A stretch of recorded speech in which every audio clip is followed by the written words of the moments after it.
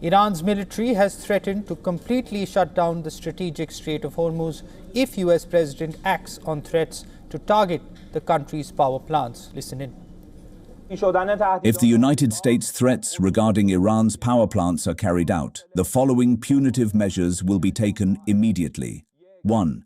The Strait of Hormuz will be completely closed, and it will not be reopened until our destroyed power plants are rebuilt. 2. All power plants, energy, and information and communications technology, ICT, infrastructure of the Zionist regime will be widely targeted. 3. All similar companies in the region that have American shareholders will be completely destroyed. 4. The power plants of the countries in the region that host American bases will be our legitimate targets. This is in addition to its threats of striking desalination infrastructure across West Asia if its power infrastructure is hit. Hossein Karmanpour, Iran's health ministry spokesperson, has warned of humanitarian catastrophe from strikes on power and water systems. He compared it to the atomic bombings of Hiroshima and Nagasaki. As Trump's 48-hour deadline looms, Iranian Foreign Minister Abbas Araghchi has said his country would not be swayed by more threats, while adding that the strait is not closed. In a post on X, he said, and I quote, "Ships hesitate because insurers fear that the war of choice you initiated and not Iran." 20% of the world's crude oil and liquefied natural gas normally passes through Hormuz, but traffic through the vital strait has been brought to a near standstill since the start of the war.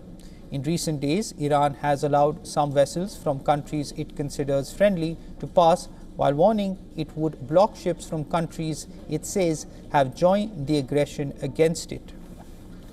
Iran's parliament is mulling imposing tolls on shipping through the strait.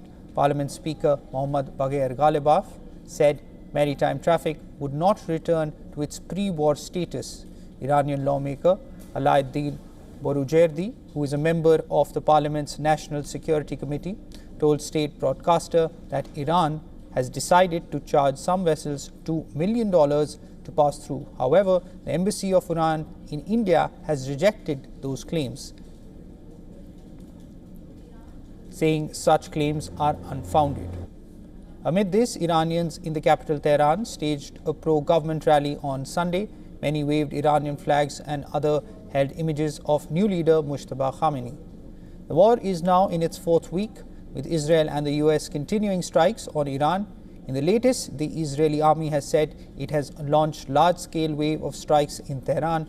Blasts were heard in the Iranian capital. Earlier, the US Central Command released new videos showing strikes on various military targets in Iran. In a post on X, CENTCOM said the US forces continue to eliminate the Iranian regime's one-way attack drone capabilities. This, as Trump's Treasury Secretary says the US may escalate its attack against Iran to be able to wind down the war. I think he said he could wind the war down at any time he wants. And Kristen, this is the only language the Iranians understand.